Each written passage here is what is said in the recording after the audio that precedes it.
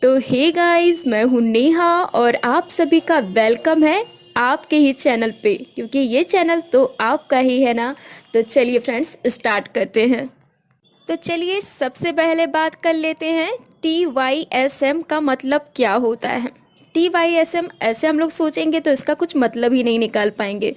तो फ्रेंड्स देखिए, TYSM को हम अलग अलग करते हैं। देखिए, T का मतलब होता है थैंक, Y का मतलब होता है यू, एस का मतलब होता है सो, एम का मतलब होता है मच।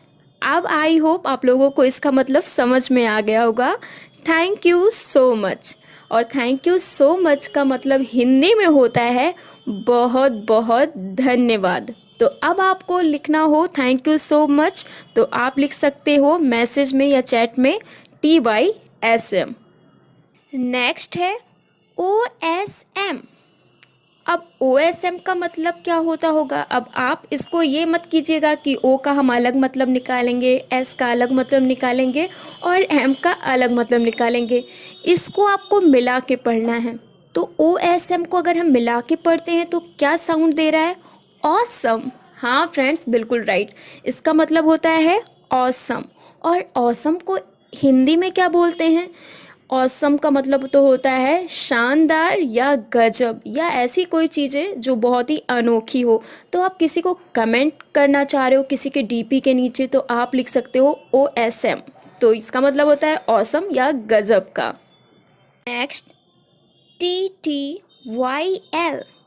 अब ये TTYL क्या है? तो फ्रेंड्स इसको फिर हम अलग करेंगे।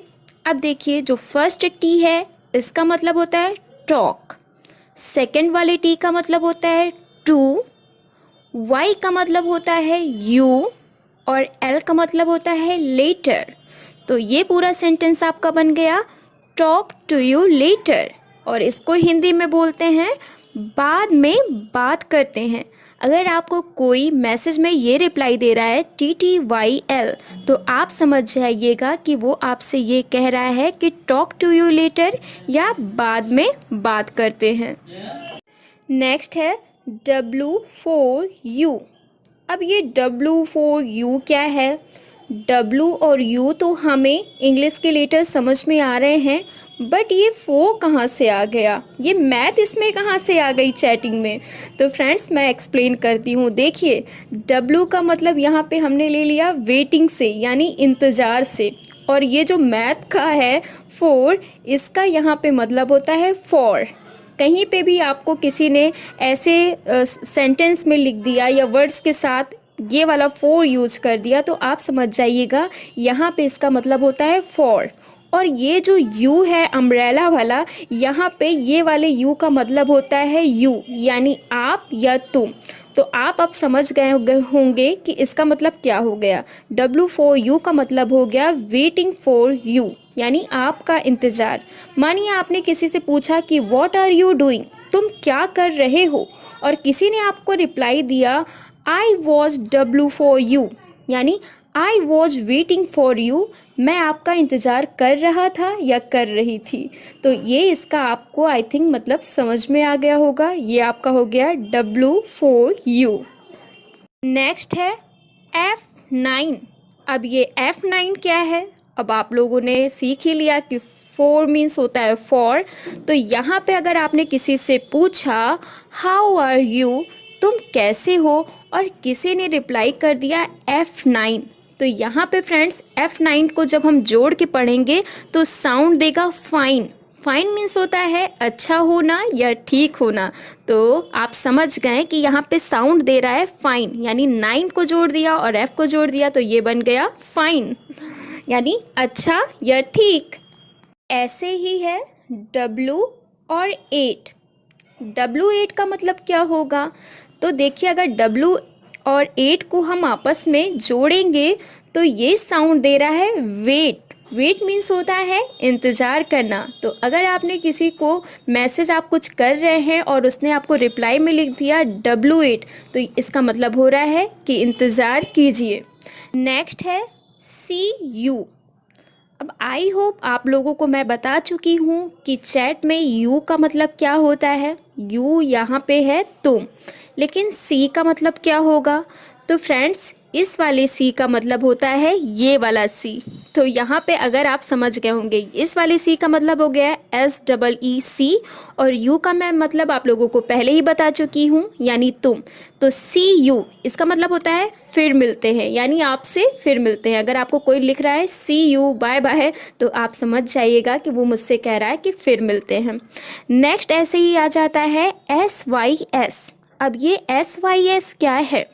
तो फ्रेंड्स यहाँ पे इसको हम अलग अलग करके आपको दिखा रहे हैं। देखिए, फर्स्ट वाले S का मतलब होता है सी, Y का मतलब यहाँ पे हो गया U, और S का मतलब हो गया सून। तो SYS का पूरा मतलब हो गया CU सून। यहाँ पे इसका मतलब होता है जल्द ही फिर मिलेंगे, यानी फिर आपसे जल्दी मुलाकात होगी। नेक्स्ट है रिप, RIP। ये क्या है? अगर आप डिक्शनरी में ढूंढेंगे तो हो सकता है आपको इसका सही मतलब ना मिले, कुछ और मिले इसका मतलब। लेकिन फ्रेंड्स ये शॉर्ट फॉर्म है रेस्ट इन पीस का, और ये हम तब यूज करते हैं जब किसी की डेथ हो जाती है, तो उनकी आत्मा की शांति के लिए हम लोग बोलते हैं रेस्ट इन पीस, और इसको शॉर्ट फॉर्म में लोग बोलते हैं रिप, RIP। तो आप लोग इसका मतलब ये समझ लीजिए कि रेस्ट इन पीस का मतलब होता है उनकी आत्मा को शांति मिले, यानी जिनकी डेथ हो गई है उनकी आत्मा की शांति के लिए हम लोग बोलते हैं रेस्ट इन पीस या रिप, RIP। नेक्स्ट है लोल, LOL। सुन के ही हंसी आ रही है, और आई होप आप लोग ये वर्ड का मतलब जान रहे होंगे। जो नहीं जान रहे हैं उनको मैं एक्सप्लेन कर देती हूँ। इसके दो मतलब निकलते हैं। पहले हम क्या करते हैं, इसको एक्सप्लेन करते हैं। देखिए, जो फर्स्ट वाला L है इसका मतलब होता है लॉफ, फिर O है इसका मतलब होता है आउट, फिर जो सेकंड वाला L है इसका मतलब होता है लाउड। तो इसका पूरा मतलब हुआ लॉफ आउट लाउड, और इसका हिंदी में मतलब होता है ज़ोर से हंसना। यानी आपने कोई ऐसी बात बोली है और किसी ने आपको रिप्लाई कर दिया है LOL, तो यानी वो ज़ोर से आपकी बात पे हंस रहा है। नेक्स्ट इसका दूसरा मतलब होता है LOL, यानी लोल का मतलब। L का मतलब यहाँ पे हो गया लॉट्स, O का मतलब हो गया ऑफ, और जो सेकंड वाला L है इसका मतलब हो गया लव। इसका पूरा मतलब बना लॉट्स ऑफ लव, और इसको हम हिंदी में कह सकते हैं बहुत सारा प्यार। तो इसका ये भी मतलब होता है, यानी बहुत सारा प्यार या लॉफ आउट लाउड, दोनों ही इसके मतलब होते हैं। फ्रेंड्स यहीं से हमारा वीडियो फिनिश होता है। आई होप आप सभी लोगों को बहुत अच्छा लगा होगा। Thanks for watching.